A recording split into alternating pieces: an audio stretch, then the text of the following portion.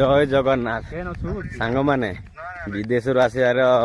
देखु देखु 2 मास होगा हाथ में पैसा पत्र टंकाटे ना खर्च बार्च करने भारी असुविधा होची पैसा पत्र गाँव में किसी कम धंदा कि ना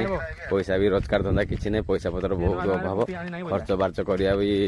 बहुत असुविधा आग गाँव में यात्रा प्रोग्राम यात्रा अच्छी तो आम जाऊँ आम सांग सहित जाऊँ कलर काम करने देखो आम सांग जड़े मुझे जाऊँ आगे से बहुत पुराना सी आगे जाती कलर काम करते तो सहित मुझे जाऊँ काम करने गोटे बैग धरदे ड्यूटी पेंट सारा खाई दे चली चली जाऊँ देखु गाँ ठू